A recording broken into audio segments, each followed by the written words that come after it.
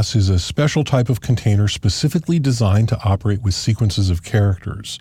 It's designed with many features to operate on strings efficiently and intuitively.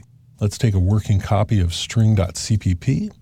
We'll paste that into our working project here and open it up and compile and run it.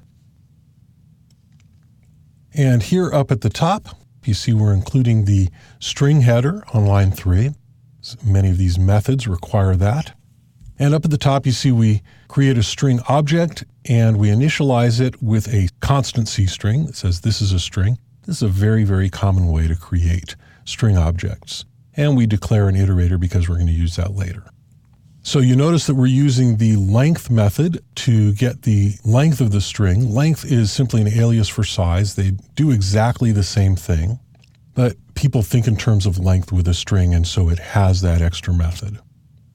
The plus operator does concatenation on strings. So you see we declare another string S2, and we use the plus operator to concatenate them with a constant C string. And so all of that works just as expected.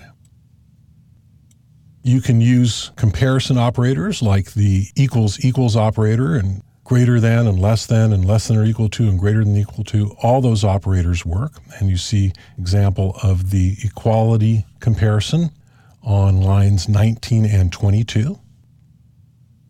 You can iterate through the string. And here you see us using our iterator.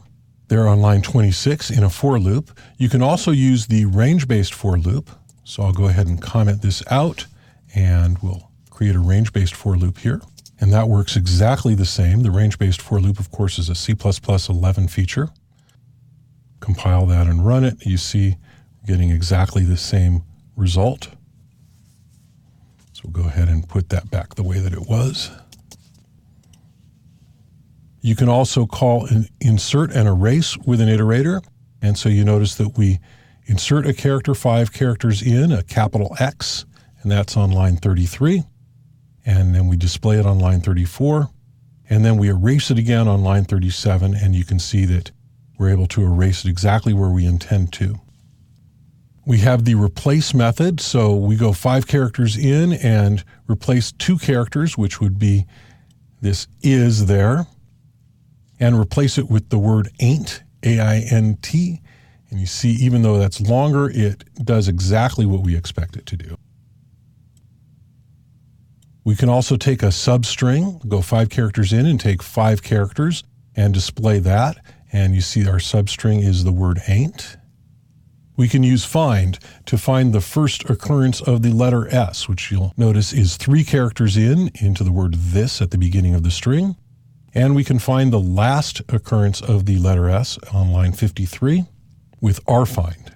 So the C++ STL string is a powerful and flexible string class implemented as a sequence container. It has a rich set of features and an intuitive interface. Now let's delete our working file and run clean.